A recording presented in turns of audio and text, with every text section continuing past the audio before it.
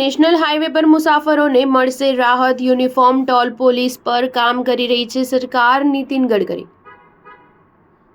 સરકાર national highway પર મુસાફરોને રાહત આપવાની તૈયારીમાં છે. કેન્દ્રીય મંત્રી નીતિન ગડકરીએ પોતે આ અંગે જાણકારી આપી છે. તેમણે કહ્યું કે નેશનલ હાઈવે પર મુસાફરોને રાહત આપવા માટે સરકાર એક યુનિફોર્મ ટોલ પોલિસી પર કામ કરી રહી છે. આ પોલિસીથી મુસાફરોની સમસ્યાઓનો ઉકેલ મળશે. ગડકરીએ કહ્યું કે અમે નેશનલ હાઈવે પર મુસાફરોને પડતી હાલાકીનો ઉકેલ લાવવા માટે એક યુનિફોર્મ ટોલ પોલિસી પર કામ કરી રહ્યા છે. આ પોલિસીથી મુસાફરોની સમસ્યાઓનો ઉકેલ મળશે. ભારત હવે હાઈવે ઇન્ફ્રાસ્ટ્રક્ચર ક્ષેત્રે મજબૂત બની રહ્યું છે. ભારતનું હાઈવે ઇન્ફ્રાસ્ટ્રક્ચર હવે અમેરિકાના ઇન્ફ્રાસ્ટ્રક્ચર જેવું દેખાય છે. નીતિન ગડકરીએ આ અંગે વધુમાં જણાવ્યું કે માર્ગ પરિવહન અને ધોરીમાર્ગ મંત્રાલય સોશિયલ મીડિયા પર મુસાફરો દ્વારા કરાયેલી ફરિયાદોને ખૂબ જ ગંભીરતાથી લઈ રહ્યું છે. અમે મુસાફરોની ફરિયાદોનો ઉકેલ લાવવા પ્રયાસો કરી રહ્યા છીએ અને ફરિયાદોમાં સામેલ આરોપી ઠેકેદારો વિરુદ્ધ કડક કાર્યવાહી કરી રહ્યા છે. આ ઉપરાંત વધુમાં તેમણે કહ્યું કે નેશનલ હાઈવે પર હાલ આશરે